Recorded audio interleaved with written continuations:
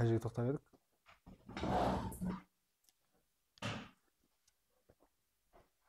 Таңдап келдіңіз ба? Сіз нишаларды? Жоқ, айтпай ақ қойыңыз, просто 30 сондай таңдадыңыз ба? Мимен таңдадыңыз ба? 30 шықпай ма? Сол барлық затқа солай егерде серьезно относиться ететін болсақ, кез келген нәрсе 30 деді ма, 30 жасасақ, битті ма, бит жасасақ, бәрін по факту жасасақ, сол кезде бізде результат болады да. Көбіміз андай мимен таңдадым, биттім, сөйттім деп бизнеске солай қараймыз да көбінесе. 30 товар. Ниша деген ол сала. Сол Starving Crown деген нәрсе бар, америкалық бизнесмендер де айтады. Starving Crown деген ол жаждущая толпа деген мағынаны білдіреді. Типа барлық адамға керек қандай товарлар бар. Біз новичок болған кезде, бізге бастаған кезде лучше күнде өтетін товарлар керек та, чтобы біз мүмкін бір жаңағыдай бір Louis Vuittonның киімін таңдауымыз мүмкін, бірақ ол күнде өтпейді да. Сол себепті біз жаңағыдай Starving Crown методымен тек күнде өтетін товарларды таңдаймыз. Өйткені біз новичокпыз, еще ол арзан болу керек деген сияқты сондай нәрсе бар. Сол себепті товар таңдаған кезіңізде қараңыз, бұл нәрсе кімге керек, қандай адамдарға керек. Көп, мысалы 100 адам болса, соның 90-ына керек па деген сияқты. 100 адамның 90-ына керек товар болатын болса, ол кезде ол уже товар Starving Crownға жатады. Және бізде Яндекс, WordSat деген осындай платформа бар. Бұл платформада кез келген нәрсе, бір сататын нәрсе болсын, услуга жасағыңыз келген кезде осыған жазып, подобрать деп жасап көруге болады. Мысалы, мына жерге фен деп жазасыз. Фен деп жазғанда подобрать деп басасыз. Қазақстан бойынша, немесе СНГ бойынша қанша мың адам іздеген көруге болады да. Егерде сіздің сататын товарыңыз 10 мыңнан 20 мың уже поисковиктен асатын болса, ол кезде ол уже көп адамға керек, көп адам уже Яндекске, поисковикке ұрған деген сөзді білдіреді. Еще бұның еще несі бар, аналогы бар, Google Trends. Бізде Қазақстанда Google-мен көбірек пайдаланамыз, Яндекспен де пайдаланатындар бар. Сол себепті Google Trends пен Яндекс WordSat-ты дұрыс пайдалануға болады, товарды бастар алдында. Және бұны қалай пайдалануға болады? Бұны SEO оптимизация ретінде пайдалануға болады. SEO оптимизация деген, сіз егерде фен сататын болсаңыз, просто фен деп жазсаңыз, ол олай іздемеу мүмкін да, бүйтіп іздеу мүмкін. Қарайсыз, фен купить Алматы деп іздеу мүмкін біреу, или білмеймін, фен для салона деп көп адамдар іздеуі мүмкін деген сияқты. Соған қарап, осы жерден біліп, сіз OLX-ке салған кезде, егер тура адам қалай іздейді, солай жазатын болсаңыз, сіздің объявлениеңіз Google-ға, Яндекске шығып кетеді ғой, OLX-тен. SEO оптимизация ойнайды да, сізге просмотр көбейеді бір жағынан, екінші жағынан заказ беретін адамдар көбейеді. Егер сіз адамның болын біліп, соны заголовокқа жазатын болсаңыз. Сол себепті осы Яндекс WordSat бар, сосын Google Trends бар. Екеуінде дұрыс пайдалансаңыздар болады. Жоғарғы біліктілік деген нәрсе бар. Жаңағындай көбіміз нишаны таңдайтын кезде просто маған мынау ұнайды, бүйтейін деп едім, сөйтейін деп едім, мынада ақша көп деген сияқты нәрсемен таңдайды екенбіз да. Екі жол бар, біріншісі ол солай бір любой нәрсені таңдап, саланы, товарды таңдап, саланы таңдап, и сода профессионал болуға, типа искусственный профессионал болуға жасауға болады. Бір апта, бір ай кәдімгідей заморачиваться етіп, ютубпен полностью ананы оқып, кітаптан оқисың ба, әйтеуір любой таңдаған нишаңды солай істеуге болады. Немесе сіздің жоғарғы біліктілігіңіз уже артта болуы мүмкін да, 5 жыл бұрын не істедіңіз, әлде бір өнеріңіз болды ма, кішкентай кезіңізде мектепте немен айналыстыңыз деген сияқты. Бір нәрседе адам всегда шарит етеді да, ол бірақ оны көрмеуі мүмкін, ұмытып кетеді көп адамдар. Сол себепті ниша, товарный бизнес, басқа бизнес, услуга деген сияқты нәрселерді таңдаған кезде бізде всегда жоғарғы біліктілігімізге қараймыз. Мысалы, мен видеоны көрсете салайын деген ғой, мен өзім стрит воркаут деген спортпен айналысқам.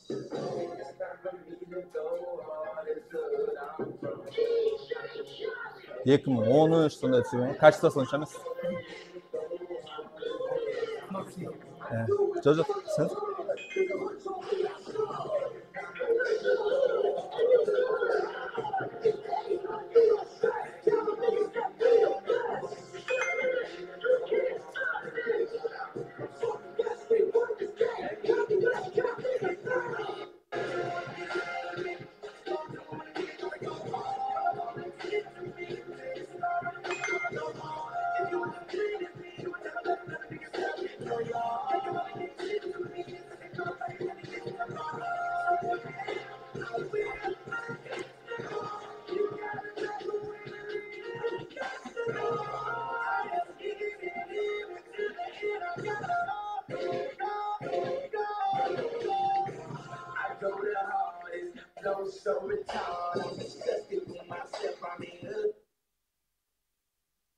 Короче, осындай бұны не үшін мен көрсетіп жатырмын, қазір түсіндіретін боламын.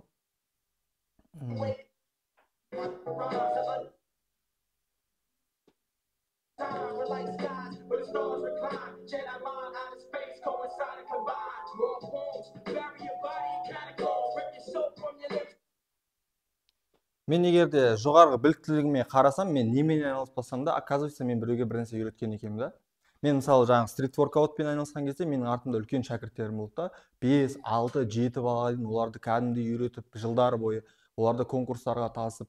Мына жерде өзім повар маманды аспаз болған кезде мен оларды біраз учениктерді үйретіп, оларды конкурстарға апарып, тоже жеңістеріне жетелеп, кәдімгідей үйретіп жүрген екенмін да. Егер де мен өзімнің жоғарғы біліктілігіме қарасам, менің жаңағы тума былай маған берілген бір талант, ол біреуге бір нәрсе үйрете алу екен да.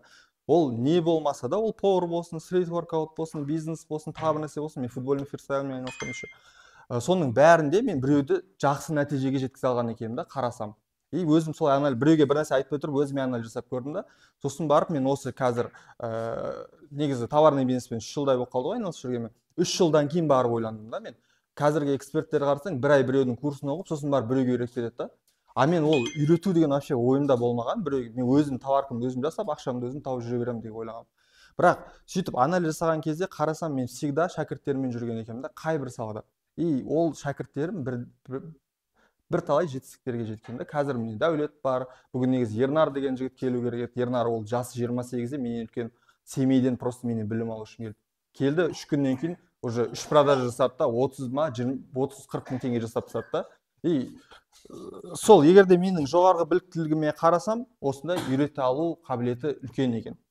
Сол себепті сіздерге де айтып жатқаным, бірақ бір-екі сала алып жүруге болады. Мысалы жаңағы өзіңе ұнайтын саланы бастап көріп, бірақ екінші жағынан ақша әкелетін нәрсемен жүре беруге болады. Мысалы мен қазір үйретіп жүргенмен маған қатты ақша түсіп жатыр деп айта алмаймын да, инфобизнестен ше, былай осындай біреуге бір нәрсе үйреткеннен. Маған товарка көбірек ақша келіп тұр. Бірақ мен мына жақта сүйіктісім болған соң біреуге бір нәрсе үйрету, мен сонымен қазірше былай қосып алып жүрмін да, оны болады екі нәрсені алып жүру.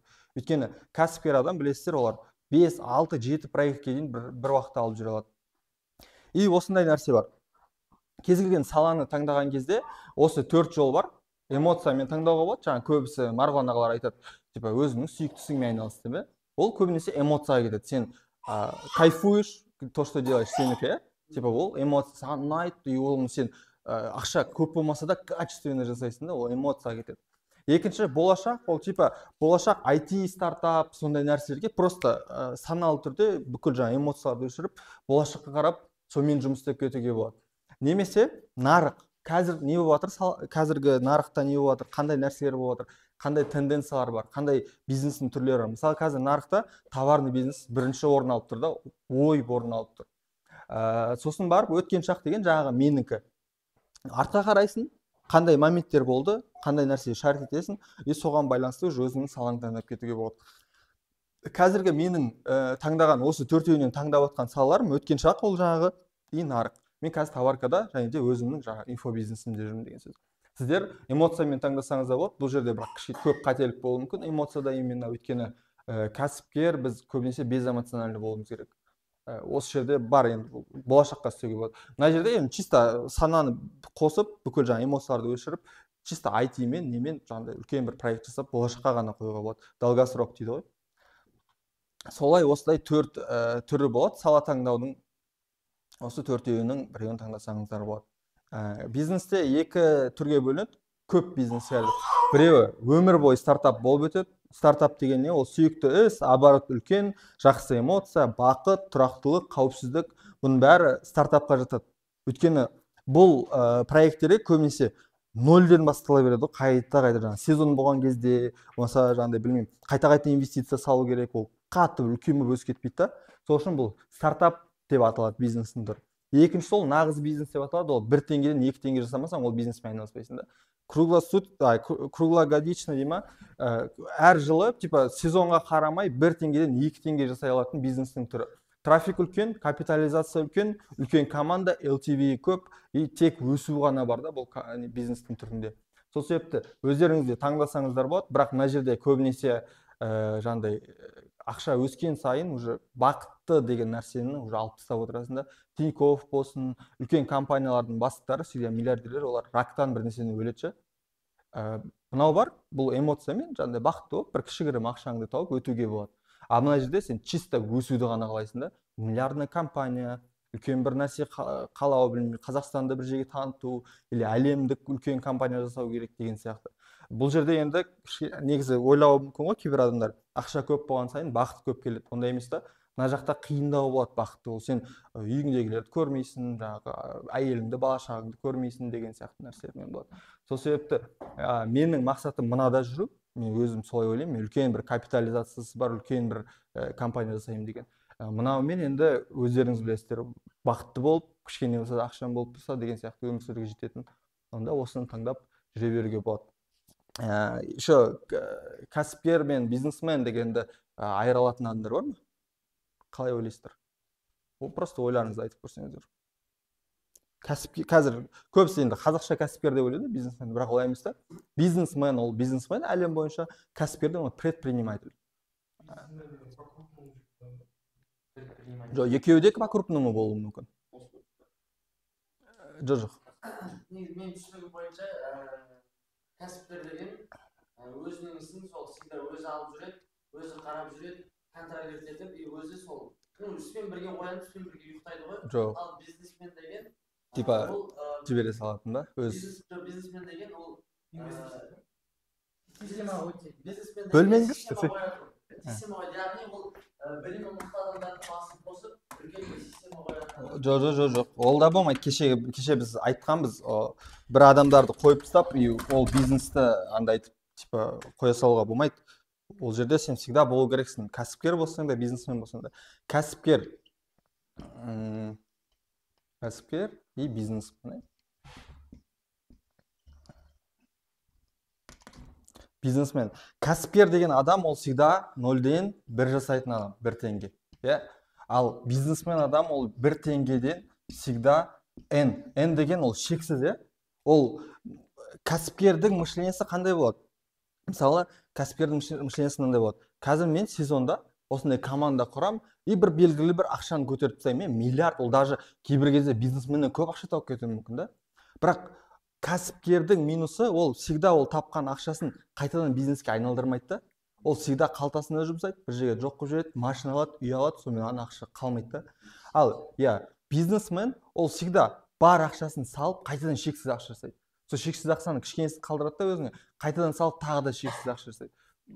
Былай қарасаң, ана 1 теңгеден ұрып жүрген кезде, мынау 0 теңгеден алып 10 теңге ұрып жіберуі мүмкін да бір сезонда. Бірақ анау аз не қылса да, бірақ долгосрок қараған кезде бизнесмен всегда алдыда жүреді. Теңгемен емес, процентный соотношениемен. Сол себепті бұл да маңызды нәрсе. Егер де жаңағыдай өзіңіз 0-ден 1 жасап өмір бойы жүре берсеңіз, онда просто бір моментте сізде вообще ештеңе болмай қалуы мүмкін да. Ана жақта сложный проценты деген нәрсе жұмыс істейді.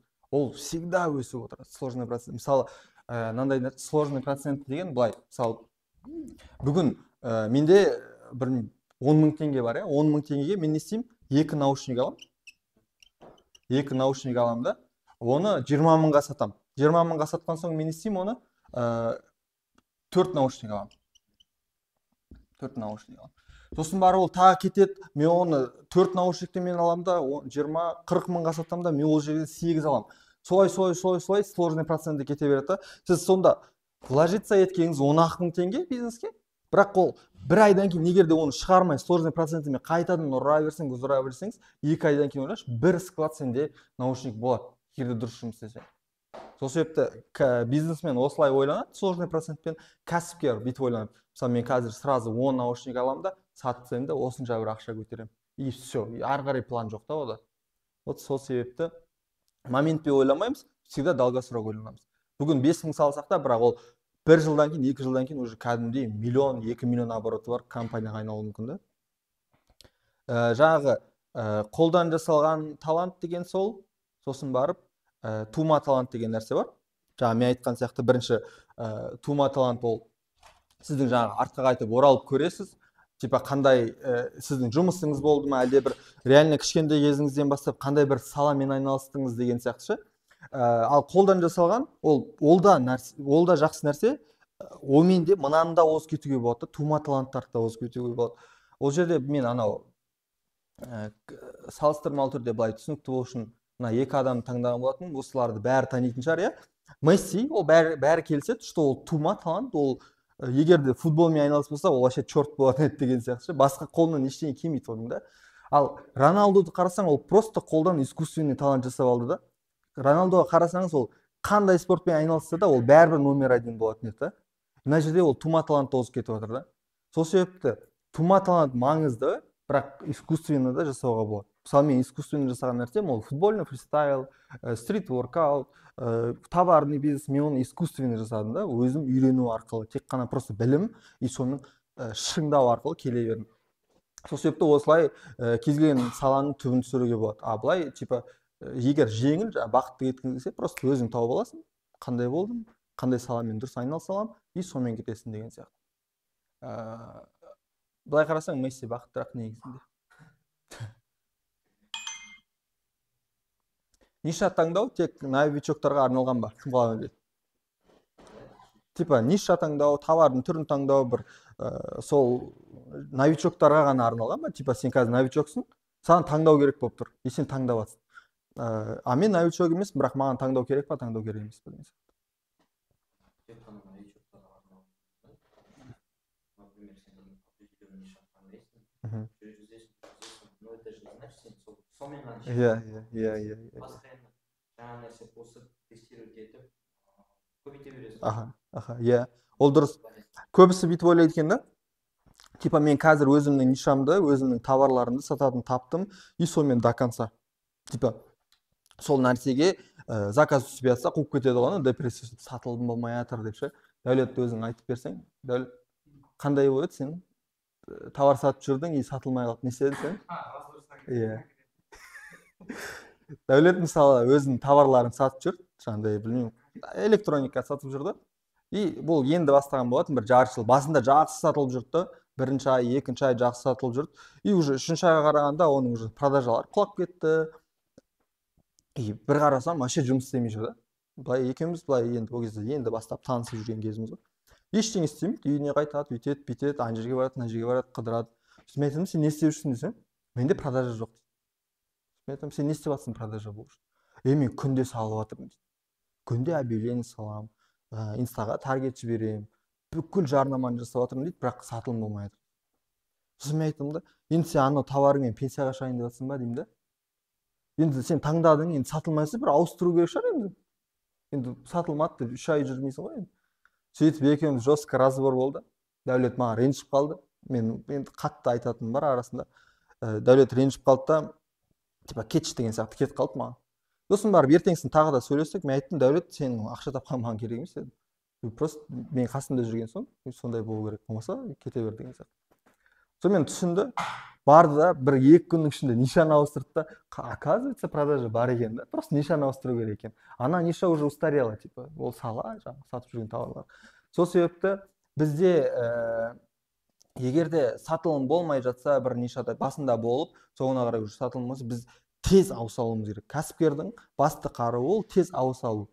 Любой нишадан болсын, любой товардан болсын, тез секіре алсақ, біз сол кезде кәсіпкерміз, бизнесменбіз деген сияқты. Мысалы, Қуаныш Шонбайды кім біледі, ол барлық уақытта өзінің позициясы қандай болды, ол бизнесменмін деген позицияда болды да. Ол онлайн нелер ашты, школалар, сосын барып ресторан ашты деген сияқты әртүрлі нәрселер ашты. И ол ойлады, мен бизнесменмін и бизнесті үйретемін. Ал қазір қарасаң, 2-3 айдың ішінде психолог болып кетті. Клинический психолог, кризисолог дейді. И ол не деген сөз? Ол кәсіпкердің, бизнесменнің басты қаруы ол тез ауыса алу да. Типа момент қазір сенде мына жерде продажа құлады, мына жерде лидтер келмей, трафик аз болып жатса, уже сенде егер онда есептеу керек қой, бірақ мынаған продажа болмады, и мен ауыса саламын деген ондай да болмайды. Егер сен бәрін дұрыс істеп тұрып, реклама жібердің, жарнама қойдың, объявление салдың, бәрінде дұрыс келіп тұрып, соның өзінде продажа болмаса, ол кезде нишада проблема. Ал егер сен бұның бәрін істемей тұрып, мына ниша өтпейді, мына товар өтпейді десең, онда кінә сенде да.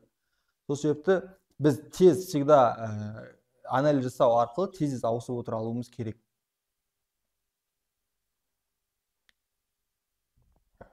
Бұл біздің басты қаруымыз ғой. сосын ниша мен бизнесте жалпы от пен бурлак деп бөлінеді. Бурлак деген кім біледі не екен, білмейсіздер ма? От деген бизнес, ниша, товар, ол тек қана өсе беретін болады өзі. Сезонға қарамайтын товарлар, сезонға қарамайтын бизнестер, тек қана басында кішкене қиналып барып бастайсың, сосын барып оған тек қана жаңағыдай отын лақтырып отырсаң деген сияқты, ол от үлкейіп жана береді да. Білесіздер ғой, от жаққан кезде ол басында әлсіз болады, кішкентай от, оны просто жел өшіріп тастауы мүмкін да.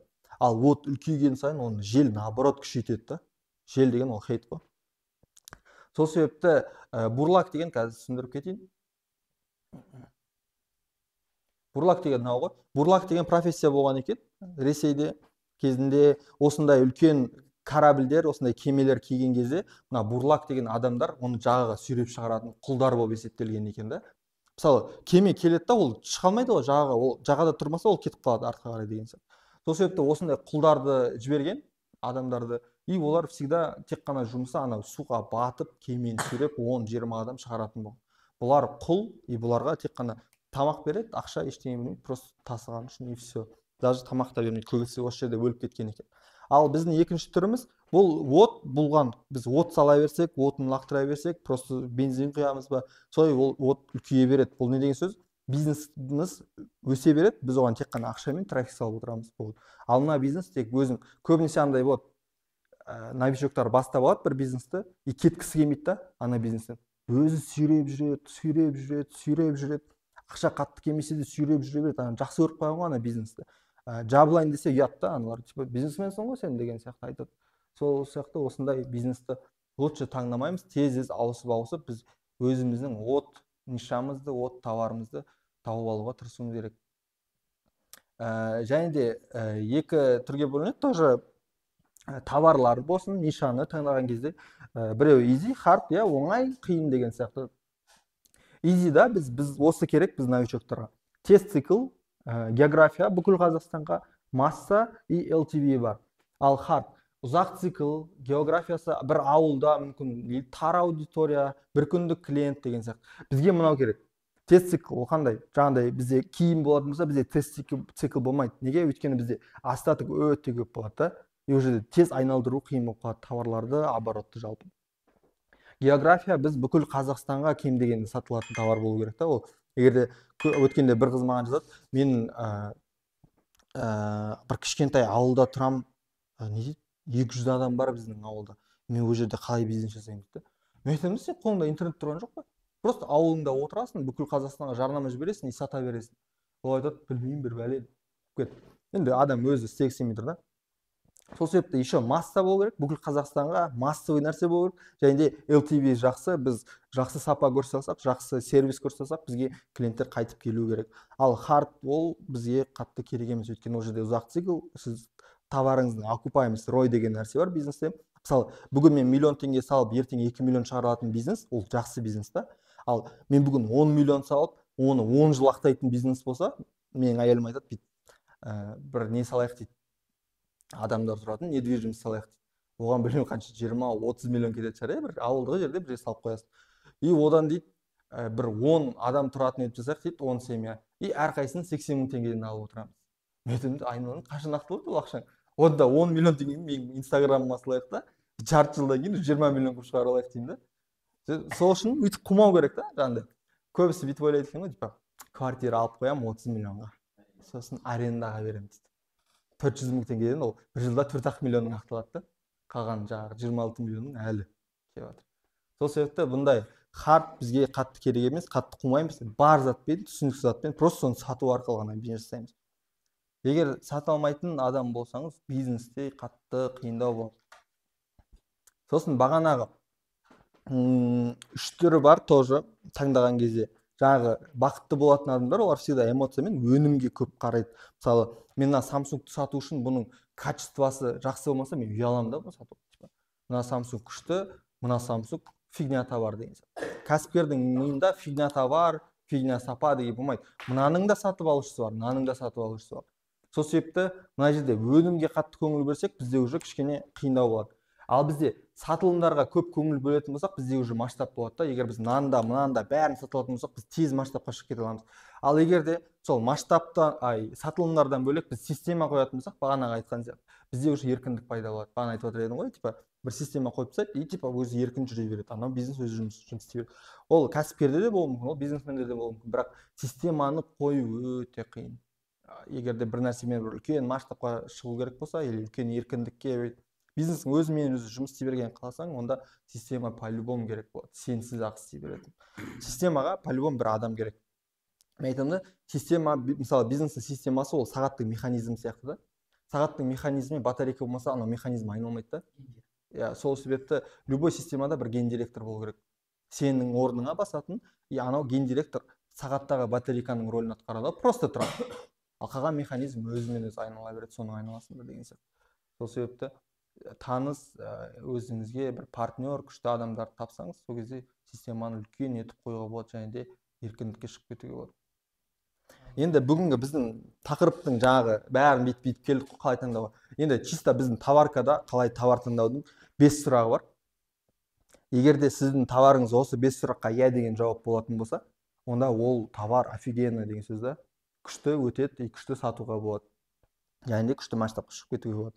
Бәріне керек қандай товар бар, оның бағасы 15-ға дейін болу керек, көлемі қандай, гарантия бере аламын ба, масштабқа шыға аламын ба деген егер 5 сұраққа иә болса, ол уже күшті товар. Бір исключение бар, біреуіне жоқ деуге болады, қалғандары по-любому 4-еу иә болу керек.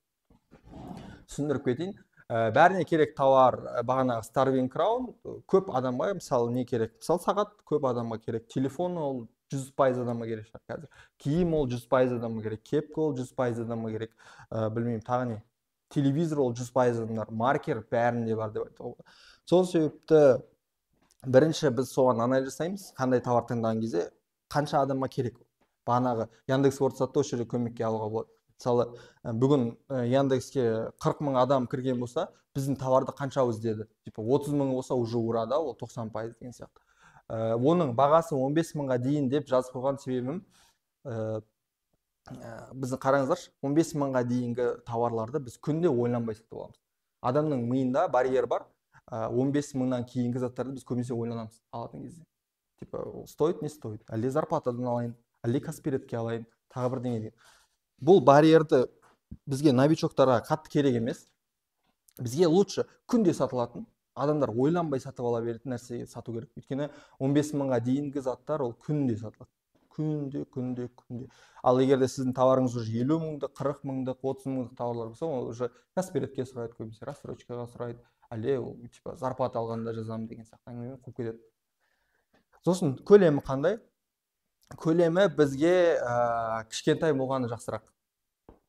Көлемі кішкентай болғаны, былай өзі габариті де үлкен болмағаны жақсырақ. Неге? Өйткені көбінесе новичоктар үлкен товарлар алады, жақсы ақша табу үшін, үлкен товарды алады, и соның үстіне 25-30 мың қойып уже сата беремін деп ойлайды да. Доставкасына кетеді. Сен егер машинаң жоқ болса, оны тасуға кетеді күшің, энергияң, уақытың кетеді. Курьерге салып жіберетін болсаң, әлде Қазпоштамен жіберетін болсаң, ол габариті үшін сен үлкен ақша төлейсің да оған. Оны сен тегін доставка дейтін болсаң, ол сенің минуста уже қанша. Ойлашы, бір күнде 10 заказ түсіп кетсе, саған сол үлкен товарға қиналып қаласың жалғыз өзің. Сен новичоксың да, ананы көтеріп көмектесетін ешкім жоқ деген сияқты.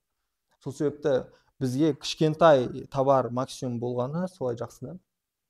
Гарантия бере аламын ба деген, бағанағыдай айтпақшы, хламды сатпаймыз да. Хлам товарлар болады, реально бізде кондиционер деген нәрсе болған, мини кондиционер, и біз оны сатамыз күніне 10 штук, бірақ соның 9-ы ертеңгісін возврат болады да.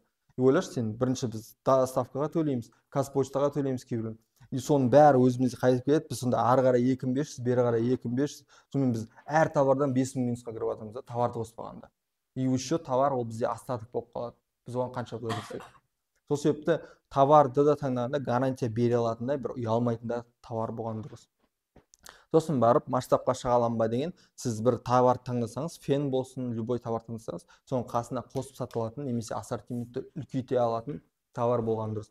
Егер осы 5 сұраққа сіздің товарыңыз иә деп тұрса, онда товарыңыз күшті деген сөз. И оны сата беруге болады, ұялмай. Солай.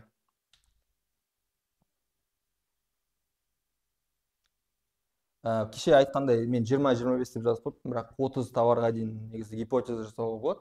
Біз 30 түрлі товарды таңдаймыз, и сол 30 түрлі товарға біз тез гипотеза жасауымыз керек.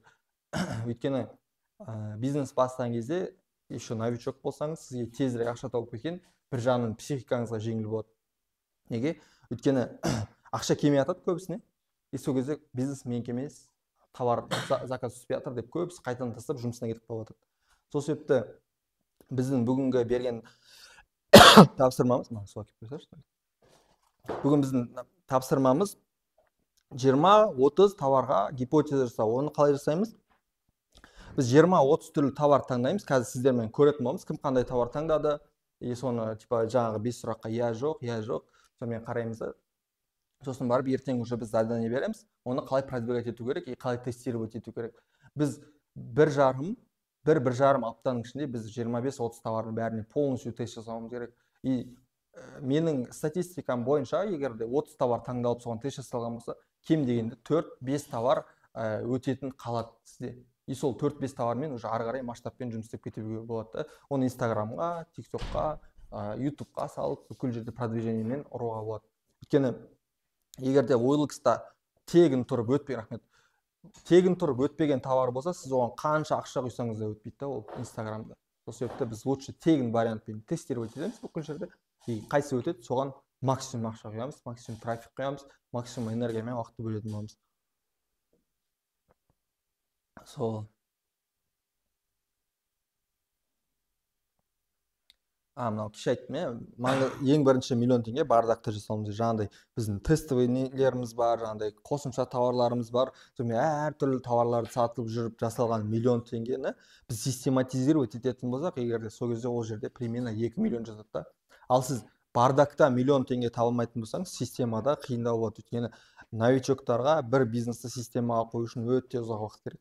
Өйткені мен ойлаймын, новичоктар кем дегенде 1-1,5 жыл бардакпен жұмыс істеу керек қой. Максимум бардак, ананы сатып алсын, мынаны сатып алсын, былай сатып алсын, OLX-пен сатып алсын, TikTok-пен сатып алсын деген сияқты.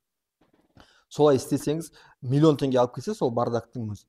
Сол кезде уже біз ойлаймыз, миллион теңге келді, енді мен бұны системаға қоямын. Қалай системаға қоясың? Ол жерден 2 миллион, 3 миллион былай шығады, оңай шығады, өте оңай. Сол себепті осындай. Сосын мен бір практикалық нем бар еді, соны көрсетіп жіберсем қазір. Тауып алайыншы. Сұрақтарыңыз болса қоя берсеңіздер, мен қазір мынаны тауып алайын, сосын барып сіздерге тағы да айтам.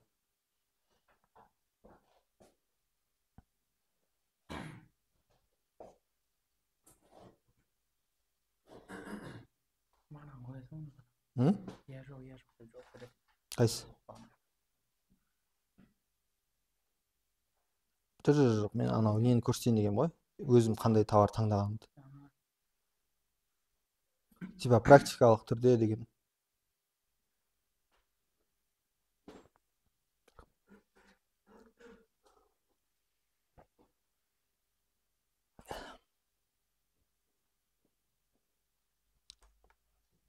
Сет дұрыстамайды екен,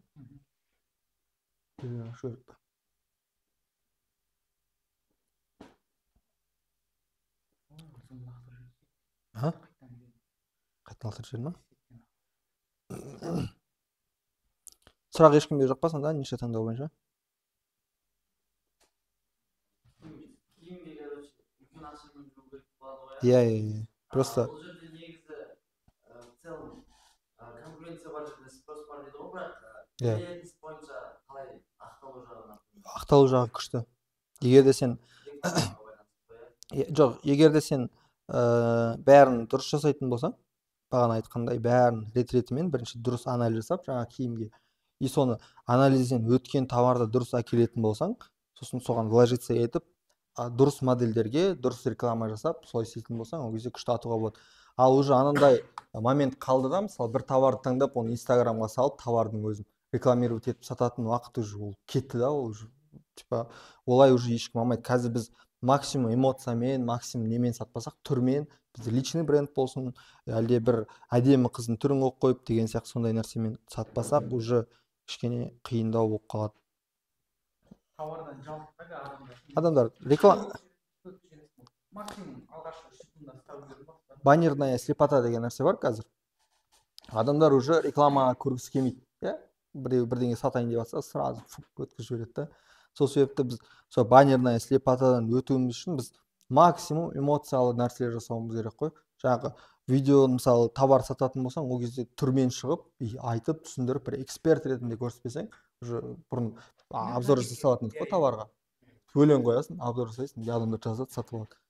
Қазір ондай жоқ. Иә. Бізде момент болды да, Дәулет айтты, бір приставка келді, хит, сатылып жатыр кәдімгідей. И Дәулет айтады, давай бір студияға барайық, и соны әдемілеп түсіріп камерамен, и соны таргетке жіберейік дейді да. Мен айттым да, Дәулет, қазір уже баннерная слепота басталып кетті, адамдар уже шаршады, тиктокта уже қысқа видеомен ми уже кетіп қалған да. Мен айтамын да, қазір біз әдемілеп бір видео түсірсек, әдемі жерде, жаңағы приставканы бүйтіп өлеңмен бүйтіп ашып жатсақ, оны адам уже көргісі келмейді да. Мен айтамын да, давай складқа барайық, просто полға қояйық ана товарды. И складқа, короче, типа ажиотаж.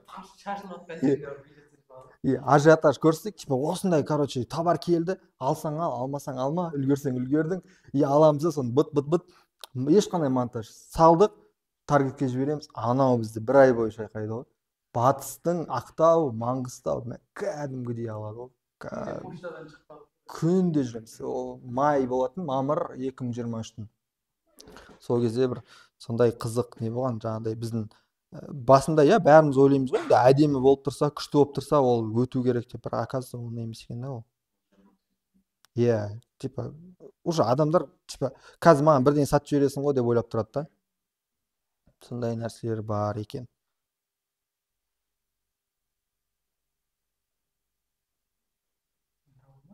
Вообще сет ұстап тұрған жоқ. Бір күшті бір практикалық не бар еді жұмыс, соны көрсетейін дегенмін сіздерге. Сет что-то дұрыс ұстамайды. Давайте таңдайық онда, кім қандай товарлар таңдап келді, мысалы соны бүйтіп сызып, бағанағы 5 сұрақпен көрсек болады.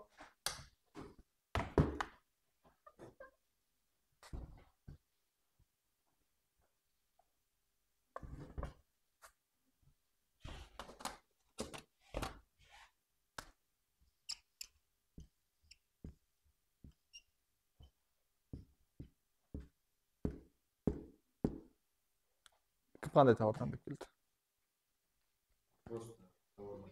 Иә, 30 товар кеше таңдап келу керек болғанбыз.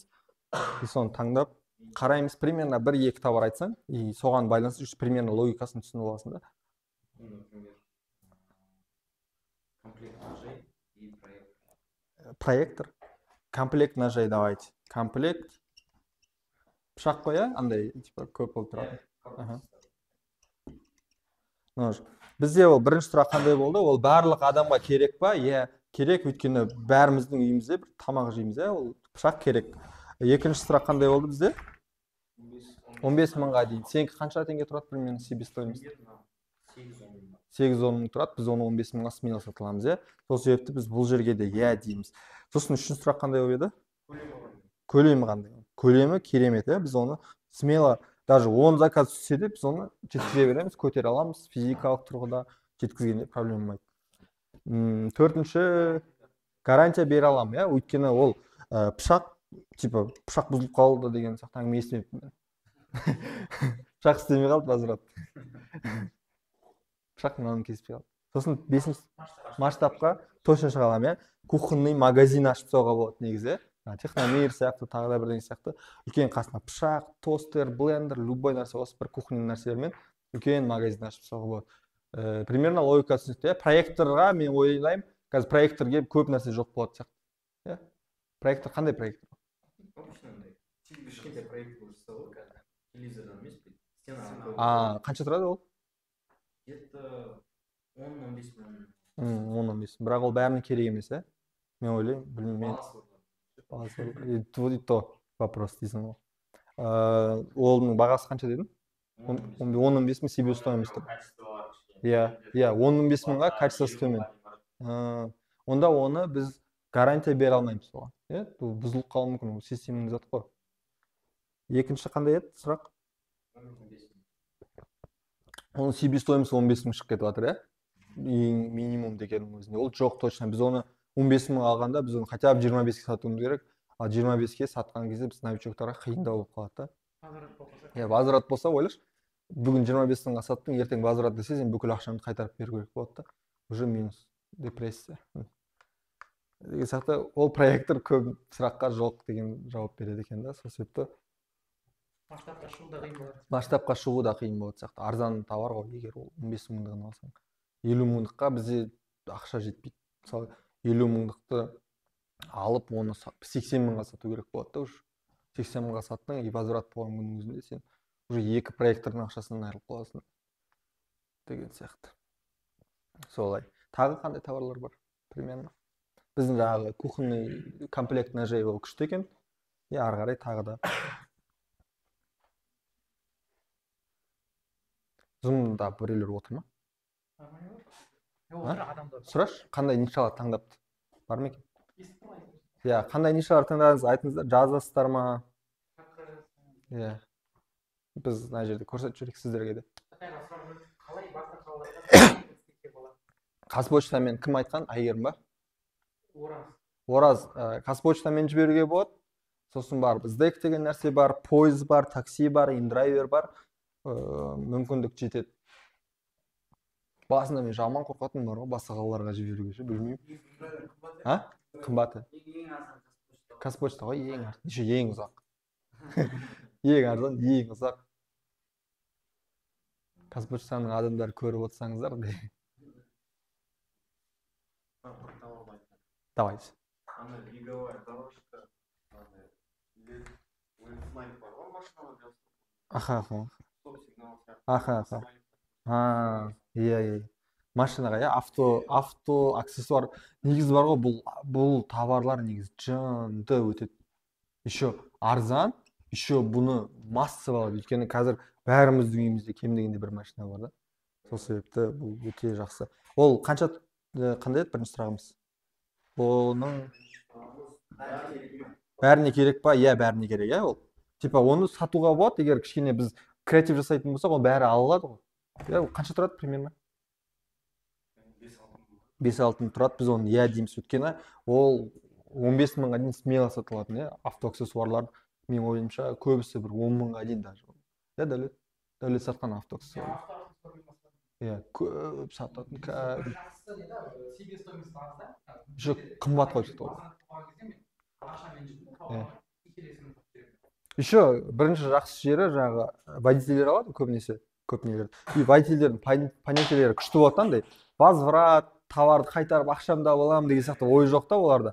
Типа, істеп тұр ма? Істеп тұр. Істемей қалса, просто ауыстырып бересің. Барасың, ауыстырып бересің, и нормально. Ақша қайтару деген әңгіме жоқ.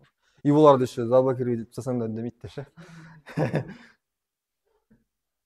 Сонымен қандай еді үшінші сұрақ?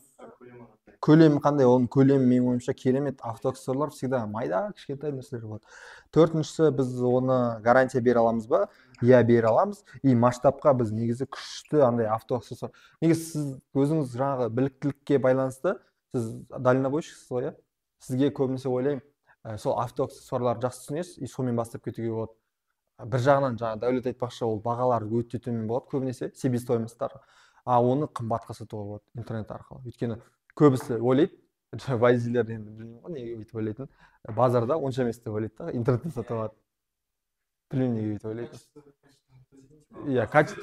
Иә, базарда қытайский, мен интернеттен заказ беремін дейді ғой, бірақ интернеттегі адам барып базарға барып әкеліп береді. Иә.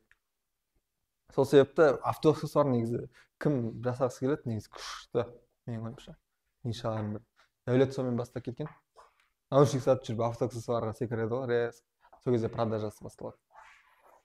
1000 теңге, 1500 өтінен бар жоқ, басына. Асау көп қойма деп, сатып келген болады. Иә, мен. Мысалы, примерно 5-6 мыңға қанша процент көйтеді? Мен егер де ол 5-6 мың теңге товар болатын болса, жоқ бірге бір емес, ойлаймын, кем дегенде 4-3 мың теңге әкелу керек любой товар. Егер ол даже 800 теңге тұратын болса да, сен оны 3800-ге сатылатындай болу керексің ғой. Кем дегенде саған 3000-4000 әкелу керек қой, любой товар. Ары қарай шексіз оның сапасына, несіне байланысты қарайсың. Егер өзің үй алмайтын болсаң, менде болған 800 теңгелік товарды мен 10 мыңнан 15 мыңнан сатқан кезде болған бізде. Пульт жүр ме? 1000 теңге алдым. Пульт сатып жүр ғой. приставкалардың кілттері болады. бір онша емес қойшы аның түрі. Мың. Офигеть етеміз ғой бәріміз мына сатқандар. Анау ақша жоқ қой енді біраз ақша көру керек қой. Басында айтқан бұған типа 1000 теңге қосса 500 теңге қосса сата бер деп ше. Неге? Опыт керек бұған, сөйлесу керек. Максимум аз болса көп клиент звондайтын да ол кезде. Қазір ондай емес. Сол үшін айтқан 1000 теңге қос, 500 теңге қос, ұра бер. Саған опыт керек сатудан. Сияқты тапсырма бергенмін, сол тапсырманы орындады. Сатып үйреніп алған соң бір товарға уже 6000, 10000, 20000ға дейін қосып кеттім. Өзіміз офигеть ететінбіз. Мен сата алмаймын да. Бес товар. А? Қалдап жүрсеңіз товарыңызды. Қандай? Әйгерімде. Не товар айтып жүрші? Фен. Лойка. Давай фен көрейік. Примерно логикасын түсініп алса болды ғой. Өзінің таңдаған товарларын қандай таңдау керек деген сияқты. Фенге біз не дейміз? Я дейміз, иә, ол барлық адамға керек. Бәріміздің басымызда шашымыз бар. Соны кептіру керек. Сосын оның бағасы 15000-ға дейін точно, өйткені фен менің ойымша 1500 теңгеден максимум 7000-ға дейін барады жақсылары базарда. И оған біз я дейміз. Үшінші сұрақ несін? Көлемі әдемі. Төртінші сұрақ масштаб бет. Гарантия я. И жаңағы масштабқа біз бытовая техника деп шығып кетсек болады. Түсінікті ма, Айгерім? Тостер. Давай тостер. Ана жерге жазсақ. Қош? 500 грамм. Тостер болса бізде бірінші сұраққа я. Ол барлық жоқ қой, барлығының кереміз. Бәріміздің немізде жоқ, кімнің де тостер бар? Ешкімнің де жоқ. Ораз. Тостер сату керек деші. Иә, біреуіне жоқ деуге мүмкіндік бар енді, көреген. Оның тостердің бағасы қанша тұрады, Ораздан сұрашы? 4,5 болса, иә, біз оны 15000-ға дейін сата аламыз. Үшінші сұрақ қандай? Көлемі қандай? Көлемі күшті, иә, 500 грамм болса. Біз оған гарантия бере аламыз ба тостерға? Иә, бере аламыз. Масштабқа шыға аламыз, өйткені біз онымен бағанағы сияқты бытовая техникамен, немен, кухонный товарлармен шығып кетуге болады. Бір сұраққа жоқ екен, кішкене қиындау болып қалады енді новичокқа сатуға тостерді. Абылай қалғандар нормально. Примерно логикасын түсінген шығар Ораз. Тағы да кім, қандай товар? Менде біраз кішкентай болып тұрады, 200 товар. 200 товар? Жоқ, 200 товар. Сұрақ болып тұрады. Аха, давай соны айтшы. Біріншісі жаңағы жиналмағандай үлгіш болады ғой. Аха, иә. Оны жинап. Түсіп кетеді. Екіншісі жаңағы шихол болады ғой машинаға. Үстіне жабысып. Иә. Бүгін сондай заказ бергенбіз. Менің ойымша жаңағы бұл екеуінде де негізі түсінікті. Біріншісі жаңағы қандай дедің, бірінші товар? Бешілка. Бешілкамен қиындау болады, менің ойымша. Ой, андай бешілка болады mesela. Просто құрылатын ба андай? Онда иә. Жоқ, көлем үлкен емес оған. Жеп жеңіл. Иә. Коробкада тұрады, кішкентай коробкада тұрады, тық жинайсың, бәрі оқып шығады. Иә. Ондайда Азамат деген өткенде 3 күндік тренингта өткен бір бала жазған болатын. И оны сатқан декабрь айында. И ол колонка, сол вешалка, сондай құралмалы, андай аяқ киім қоятын, соның бәрін сатып 1 200 000 таза. Азамат деген 2003 жылғы бала. И жаңа коврик үйге. Үйге? Сен техномирдің товарларын айтып отырсың ба бәрін? Жоқ. Қаяқтан алып отырсың? Просто өзіме керек болған. Өзің ба? Мысалы біз осында жақында алған товарлар, керек товарлар қарап отырмыз да. Жоқ, товарларың онда сен примерно логиканы түсініп тұрсың ғой. Иә. Детский коляска. Детский коляска жоламай. Жаңағы алдыңғы 4 товарың негізі четко. Примерно сол логикадағы товарлармен примерно 30 товар шығарсаң, түрлі модельдегі, түрлі ассортиментпен. Соның бәрін салу арқылы қайсысы ең өтімді, соны шығарып алу керек қой просто. Ең қалған соқтектің бәрі андай штатив, петличка, карман зарядка, наушник и андай компьютер. Ол енді өтіп тұрған товарлар ғой, біліп көрген шығарсың, инстамагазин өзің мобилогрфсың ғой, сендерге сататыннан шығады. Сен мобилогрфсың ба деп шығар. Иә. Ол жестко өтеді, просто соны дұрыс креатив жасай алсаң. Сосын жаңағы диски бар ғой. PlayStation. А ода уж проблема. PlayStation деген Sega бар ғой бұрын. Иә. Соны мен бастағам, соны товарка. Качествосы нашар деген ғой. Білмеймін, мен миллиондар жасағам Sega сатып. Иә. Просто Sega сатып. Қазір мысалы PlayStation спрос бар. Спрос бар, бірақ дисклар бар ғой. мен- Дисклар бөлек сатылатын жаңағы. қазір қара андай нәрсе бар.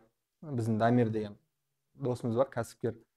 2003 па, қай жылғы? 2003 жылғы просто андай сен аккаунт алады екен да, ол прошивка жасап, ана PlayStationға просто ойындарды орнатып тастайды.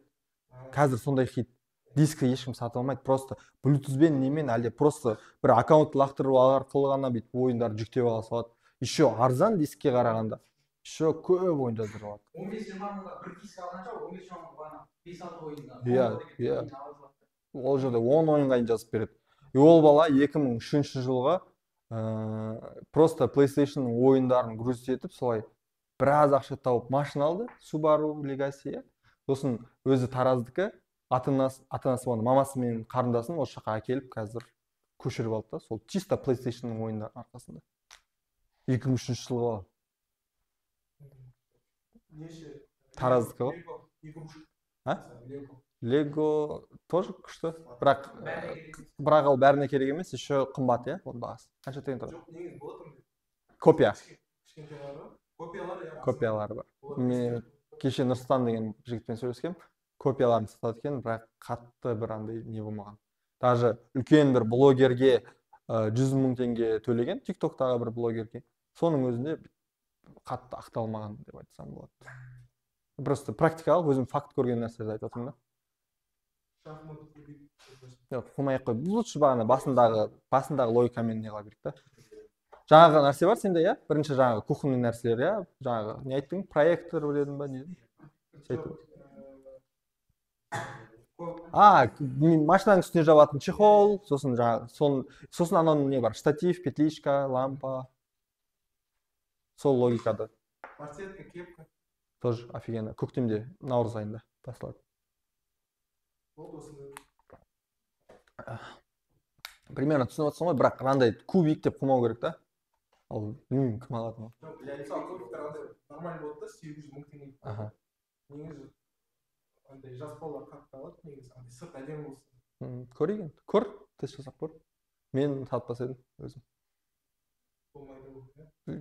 800 теңгеге алдың, қанша сатасың мысалы? Жоқ, 800 емес. Жақсылары 1000 мың алдың, қанша сатасың? Мысалы 5000 алтын. 5000 алтын. Қанша рет алу керек сен миллион жасау үшін? Бірақ тоқта. Егер де саған біреуінен 5000 түсетін болса, саған күніне 6 продаж жасау керек болады.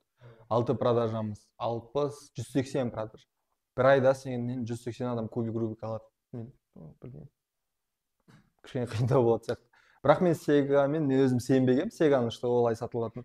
Просто қымбат қойып тастадым, и сатып бастадым 9500 теңгеден, бәрі 5500 теңге сатып жатқан кезде. И мен біраз сатылым жасадым. Маған просто қоятын сұрағы сол ғой кезек айтқан. Почему у вас так дорого деген. Просто соған жауап беру арқылы ғана мен біраз сатып жасадым.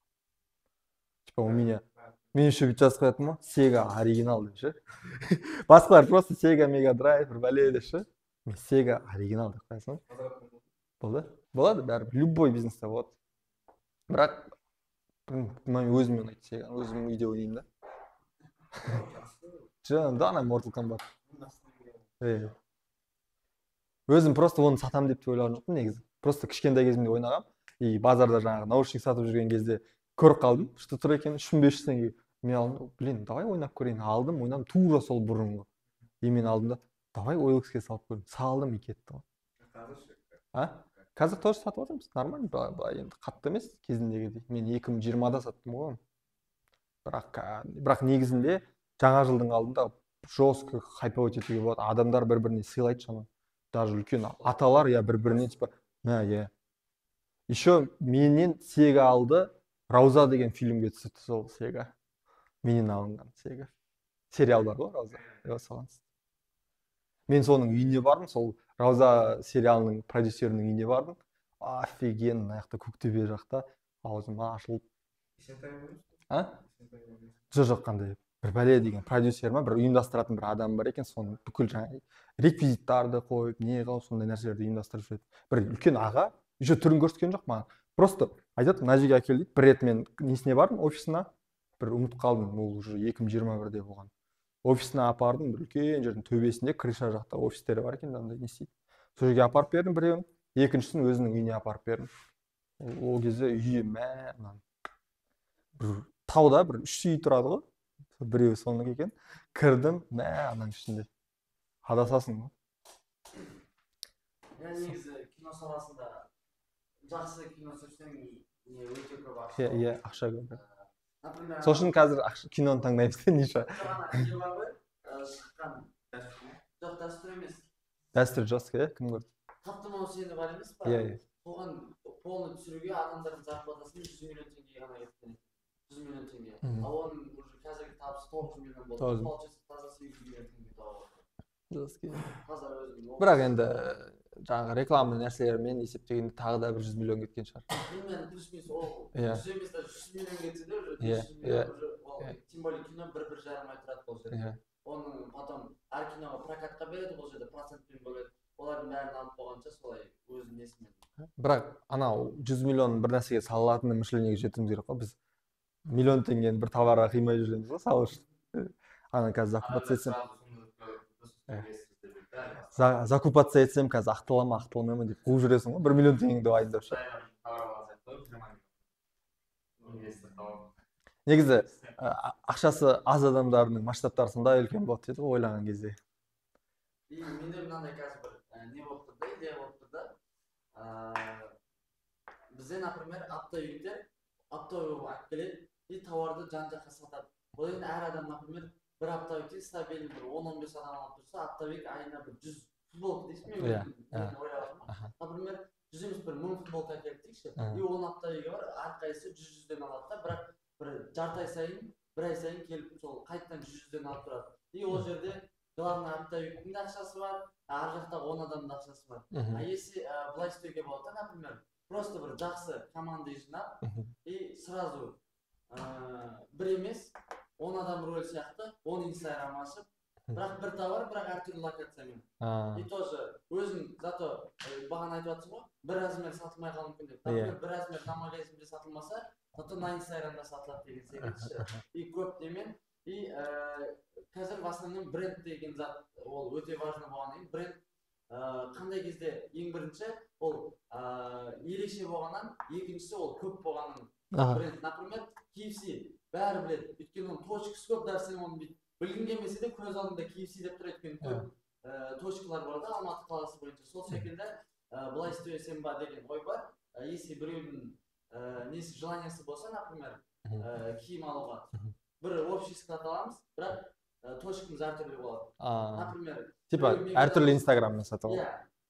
Біреу мега жақтан не қылады, өзінің инстаграм бөліп жүреді, бірақ товарымыз бір болады. Например, мына размер өтпей жатыр, на точкамен ауыстырады деген сияқты. И бірінші точкадан бұрын дұрысырақ болады, инстаграммен сатып көргенше, инстаграммен сатып, потом точкасы, бірақ точка ашқаннан ол по-любому тоже үстіне 30-40%-те дополнительно өседі, өйткені адам көргеннен ол тоже ол басқаша эмоциямен сатылады. В целом мен қазір өзің айтып жатсың ғой, примерно 2 миллион кетеді. Полный бір 2-3 адам жиналып, 5 миллионға 3 миллионнан товар алып, и қалғанын әрқайсы өзінің несіне. Бізде получается ортақ, только оптовигіміз болады да, бірақ оптовиг өзіміз боламыз да, өзімізге удобно. Өзіміз барамыз бірге, Қытайға барып, мынандай, например, со стороны виднее дейді ғой. Например, маған чисто классика мынандай болса, біреу тұрады да, давай спортивный. Екінші тұрады да, давай сумкалар сатайық оны дейді. Например, анау сумканы эксперт болып шығуы мүмкін. Біреу классиканы үшеуі бірігіп, бірақ үшеуміздікі де сатылмай қалса десе. Әрқайсы өзінің магазиніне жауап береді, бірақ аптау идея бір болады. Бірақ бар ғой, бұл идея негізі андай тым рискованный менің ойымша. Өйткені сен бір айда күшті 4 адам жинай алмайсың командада, 4-еуі де сатылатын. Төртеуі де сатылатын болғанда айтып отырмын бұл жерде.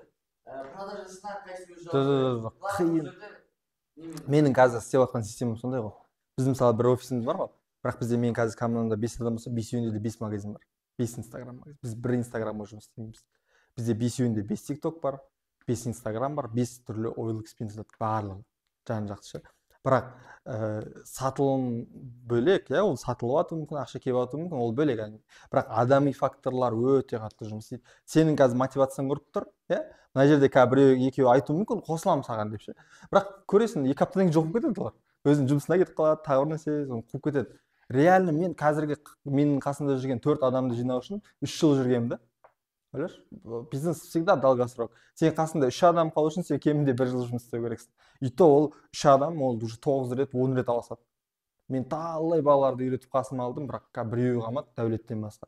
И қалғандары бүйтіп жақында келгендер ол. И то ол қашанға жететінін білмеймін. GTA-дағы мысалы, GTA-да просто ойлашы, 0-ден реалити жасадық, и ол балалар 2006, 2005, 17, 18 жасар балалар, и оларды алдықтан 0-ден ақша тауып үйреттік. И ақша тауып бастады да, бірақ уже сливаться ете бастады. Үйіне кетіп қалады, келмейді, жиналысқа шақырған кезде жоқ болып кетеді, звондасаң алмайды, кешігіп келеді, график қойып қойдық, графикпен ешкім жұмыс істемейді. Бәрін шығарып тастадым 31 декабрь күні. Кәдімгі блокнотқа сызып тұрып жатқан, не Иә.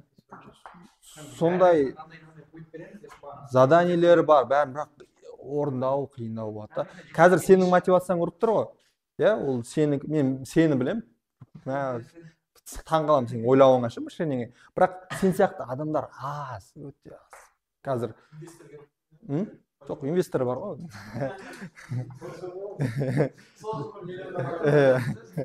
Миллион туда, миллион сюда бар.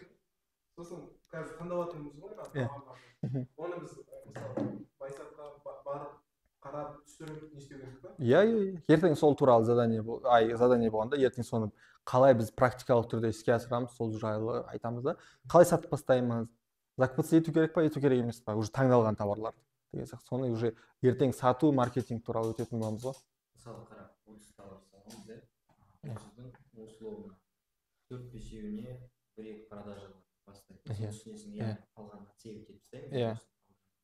И дальше оны ары қарай, сол моменттен ары қарай қалай масштабтағы? Масштаб емес, просто соған реклама қоямыз, тез инстаграмда полностью упаковать етіп тастаймыз. Жаңағы достаточно первых 2-3 продажа, чтобы ары қарай оны уже оған реклама. Былай істеуге болады. Мысалы қазір саған OLX-тен келіп тұр ғой, жарнамадан, иә. Сен соның бәрін видеоға түсіресің, OLX-тен келсе де. Оператормын, типа клиент алған кезде сұрайсың, типа можете отзыв сделать, написать, или там могу тебя на видео снять деген сияқты. Соның бәрін істейміз да, и соның бәріміз инстаграмға упаковать етеміз. Как будто бізде продажалар инстаграмнан кетіп жатқан сияқты ғой. Бірақ OLX-та тұр, OLX-пен кетіп жатыр, ол OLX-та былай да былай келе береді, көп товар азар. Бірақ біз соның бәрін инстаграмға упаковать етеміз, что бізде фундамент бар, отзывтар бар, біз отправка деген актуальный толтырып тастадық, доставкаға өзіміз бардық деген сияқты. Жаңа историяңды айтып берсең болады. Максимум түрмен солай барлық жан-жақты клиенттің бүкіл қандай больдары бар. Ол ойлауы мүмкін. Қазір кіремін, заказ беремін, бірақ отзыв жоқ. Мошенниктар ма бұлар? Или кірдім, бұлар жұмыс істеп жатқан жоқ, доставкаға барып жатқан жоқ, бұларда заказ жоқ, значит, типа мошенник. Әлде кірдім, түрі жоқ. Просто товарлар тұр, и типа лучше мен ана кімге бармын, или офлайн барсам ба деген сияқты. Сол себепті әрбір түскен заказ, бүгін мысалы, даже өтпейтін товарға бүгін өтпейтін бір фенге заказ түсіп кетті, соны да түсіріп аламыз ғой. Біз жаңағы Vibro деген дүкенімізді полностью солай жасағанбыз 2021-ден осы уақытқа дейін. И ойлашы, сол 2 жылдық нәтижеміз, результатымыз декабрьде бізге сезон уақытында бізді блокировать етіп жоқ қылып жібереді. И біз 2 жылдық еңбегіміз жоқ қазір. Мен ойымша конкурент, андай нәрсе бар, еще бизнесте конкурент деген нәрсе бар. Егер сен күшті уже жетістікке жетіп жақсы сатылымдар жасап бастасаң, конкуренттер көреді, и андай конкуренттер бар, енді акулалар көбінесе, олар андай 40-тан 50-ден асқан ағалар болады көбінесе. Олар 30 адам жинайды да, бір уақытта бан жібереді ғой, жалоба. И ойлашы, 30 адам бір уақытта берген кезде сен автоматически ұшып кетеді. И мен ол Vibro-ны мен 3 рет шығарғанмын ғой сол жалобаны. И 4-ші рет біздің полностью кетіп қалды. Бір жағынан маған внимание көп та, қазір менде кәсіпкерлер қарайды, 6000 адам бар да мені қарайды. И кәсіпкерлер көріп отыр, не істеп жатқанын, и примерно маған да бүйтіп қарайтын адамдар бар да. И менің аккаунтымда бірінші болып тұрған ол Vibro. Қазір қарасаңыздар, ана ссылка өшіп қалған, қап-қара болып тұр. Иә. Оның атын өзгертіп салсам. Ненің? Жоқ, бұл аккаунт жоқ қой, оның атын өзгертсең. жоқ алдында 2-3 рет шығардым деген Мен по-любому өзіме белгілеуім керек қой. Мен кейс ретінде мен типа өзім біреуге бизнес үйретіп берсем бұрын менің бизнесімді көрсетуім керек қой адамдарға. И мен көрсетіп қойғанмын ғой соны. Атын өзгертсем де сол жерде тұрады ғой бәрібір. Содан кейін сол жерден өтіп ақ маған жабылып лақтыруы мүмкін. Мен енді ойым бойынша не бізді былай конкуренттер көреді, немесе менің нелерім ғой, сол менің конкуренттерім. Бізде бірақ фундамент жесткий болған ол жерде. Өзіміз кәдімгідей не қылып қалдық. Бізге біраз миллиондар келетін болған негізі декабрьде біз план бойынша. И сол сезон кезінде бір блок үшін ойлашы, біз біраз ақшадан айырылып қалдық та. Заказдар жесткий басталып жатқан, клиенттердің бәрін алып күніне 10 адам просто инстаграмнан рилстан рекламасы жазып жатқан. просто так таргетсіз деген клиенттер. Өйткені біздің ол жерде түріміз бар, историямыз бар, отзыв бар, упаковка, жаңағы отправки, доставка по городу. Бізде по городудан уже заказдар толып кеткен соншалық, бізде актуальный әрқайсы 100-ден 3-еу ма 4-еу болған. Соншалықты вложиться етіп жұмыс істегенбіз да біз сол жерге. Әрбір заказымыз бүгін мысалы жоқ дегенде 2 заказ түседі, сол екеуін де суретке түсіріп, фотоға түсіріп, отзывын алып сөйтіп толтыратынбыз. Бір Юля деген тәтелер жүреді, отзыв жасап, сондай бәрінен сұрайтынбыз. Мысалы отзыв жасап берсең 10% жеңілдік типа. 10 000 теңгелік затқа отзыв жасап беретін болсаң, тәте, біз айтамыз 1000 теңге скидка жасап береміз. И ол бізге смело жасап береді да, отзыв. Балаларын түсіріп кәдімгідей. Круто да деп. Басқа біреудің несеңіз өзіміздің визиткамызбен де еще товар өзіміздің логотиппен визиткамыз. Тағы сол сенің тудырып. Біз еще біз Каспирет, рассрочка бәрі болатын. Ресми түрде біз уже жазып қойғанбыз, официальный партнер Каспи KZ деп ше, уже сенімділік жан-жақтан бар да бізде. И сол үшін бізге еще адамдар андай болатын. Ақтаудан жазса, біз сразу ақшасын сұраймыз, олар бізге салып жібереді, андай әңгіме айтып кетті, типа, сен кімсің, типа, қалай сенеміз, қалай сенеміз, лақтырып кетпейсің ба деген әңгіме айтқан жоқ ешкім. Өйткені бізде история бар, отзыв бар, түр бар, подпискада өз 4 адам жұмыс істейміз, сол 4-еуінде подпискада тұрамыз бәріміз. Керек десе біз онымен офисте отырып, видеозвонокпен звондап, удостоверение жіберіп деген сияқты. Бірақ өкінішке орай ол жабылып қалды енді, бірақ біз енді бизнесмен болған соң біз оны типа жабылып қалды, ойбай болды деп депрессияға түскен жоқ. Сразу уже басқа инстаны алдық. Қазір оны көрсетпей жасап жатырмыз, бірақ көрсеткіміз келіп тұрған жоқ. Бар тұр, менікі емес бірақ ол жерде. Негізі күшті бизнесмендердің сондай бизнестері болады ше, андай. Менің ойымша қазіргі конкурентно способный болу үшін сен түрің болу керек. Адамнан сатып алғысы келеді просто. Бір Иван Русин деген аға бар, Electromix кім білсе, анау менімен бірге бастаған, бірақ ұшты ғой. Біз мысалы, мен бастаған кезде мен ұялатын, жесткий ұялатын түрімді көрсетуге, видеоға түсіруге, тағы нәрсе істеуге. Анау Иван Русин менімен бірге бастаған, енді үлкен ғой, уже опыты бар, бизнес 30 жаста ма сондай, баласы бар, әйелі бар. Ол алады да просто болмайтын бір Samsung-ына алады да, я, короче, Иван Русин, я вот такой магазин открываю, былай деген сияқты айтып берді историясын. И хотите купить, мне пишите лично, я сам буду доставлять деген сияқты бәрін айтты да. Қарасаң біртүрлі көрінді да, маған бейшара не істеп жатыр деп ойладым да. Бірақ 2 айдан кейін ананың обороты 10 миллионға жетеді, просто Samsung-пен ашылған магазиннан ше. 10 миллионға жетеді оборот, солай қателеспесем Қарағанды ма 2 этажды үлкен офисте Electromix деп ашып тастайды. 1 жылдың ішінде. Үлкен 50-ге дейін сотрудниктары бар да. Сондаймен. Сол үшін мен ойымша қазір түр өте маңызды. Анаған ойлашы, анау орыс болса да, просто соның сөйлегені не бола адамдар уже ала бастады да. Типа көрді, что қарапайым бала екен, көрді, что өзі бастап қалды. Бір жағынан андай нәрсе бар да, психологияда. Біреу бір нәрсе істеп жатса, типа бір түрлі болып отырады. Типа я сам буду десе, бір аяғаннан да ал жересің да. Давай, куплю деген сияқты ше. Сосын бір нәрсе дедім, мен бір танысым орыс жігіт тоже андай батутта секіріп жүрген кезде былай танысқанбыз, тренерлік беріп жүріп. Сол жігіт өзі Россиядан андай аппарат әкеліп киімдерге адамдардың атын жазғызады, не жазады, сөйтіп андай принтер сияқты ма? Принтер өзі әкеліп андай наклейка болып сақталмайды ана. Жылдам тігіледі андай. Качествосы мықты тігіледі. Сонымен ол жігіт дизайн тіккізіп өзіне алды, қазақша кәдімгі ой өрнегімен ерекше брендпен киімдер жасатқан бар. Сонымен біз съемкасына барғанбыз, біз акробатпыз ғой. Иә. Кешемен онымен акробатика секіріп ана қапшағай. Сол киіммен, иә? Иә, сол киіммен локацияларда жүрдік. И таргет жіберді. Күніне $15, қазір айтамын. Примерно 20 күнде жіберді. 20 күнде бір 10 шақтысын ғана сатты да. Бірақ спростар болды. Жігіт еще қазақша білмейді ғой. Описаниесін бәрін қазақша жазғанда, и саламатсызға бағасы қанша болады деген жазады бізге бағаны зато сол. Переведи, пожалуйста, депші. Ұзақ уақыт кетіп қалады. Болмаса сен жауап берші мынаған деп. Жақсы кәдімгідей ешкімнің несін көрсең ба киімдері. Жақсы болған, бірақ қазір прям нөлге тоқтап қалды. Орыс бала ма өзі? Иә, өзі орыс жігіт. Осы местный орыс қой. Местный орыс па? Иә, киімдері прям негізі жақсы, андай. Жоқ, күшті екен киімдері. Иә, жақсы ашылып тұрады да, енді мен болмаса енді осыны может жүргізіп көріп, попробовать етіп көреміз ба? Ода киімдері бар ма? Киімдері бар. Наличие, бірақ тоқтап тұр бизнес. Тоқтап тұр, иә. Ол мүмкіндік қой ол саған. Егер де ол просто тоқтап тұрған бизнес болса, сен жүргізсең. Мен например қалай істесем болады? Бұл тобы инстаграммен ғана сатып болады. Біз соны тиктокқа, ютубқа салуға болады. И бүйтуге болады. Егер ол киімнің качествосы жақсы болса, қазір біраз бар болса, остатықтар. Біз соны просто блогерлерге таратсақ болады. И бүйтсек болады. Қазір айтам. Инстаграмда әдемілеп упаковать етеміз модельдермен. И бағаны қымбат қоямыз. Максимум қымбат қоямыз. Өзінің себестоимости до 20 тысяч, 20 мыңға дейін. Ема, қатты қымбат қой оның. Футболканың ба или не ол? Жоқ, тройка түгел. Тройка. Онда күшті. Футболкасы бар, сыртынан несі келіні бар и шалбар. 20 мыңға дейін, иә? Типа себестоимость. Иә, 12 мың мен 20 мың арасында. Например, андай киім вроде бы түстеріне байланысты болса, бірақ матасы біреудің сәл қымбат болып кетеді. Ана ой өрнектерінде, например, біреудің золотистый, біреудің черный жіп болса, сәл андай айтады да. Кішкене тоқтатып да. Тройка сондай. Бірақ өзі 35 мен 45 арасында сатады. 35 мен 45. Соны 50 мыңға дейін шығарып тастасақ болады. 50-55-ке дейін тройканы. Ол жерде тек тройка сатыла ма әлде футболкалар бөлек? Бөлек сатып алса да болады. Болады. Андай лучше бәрін тройкамен.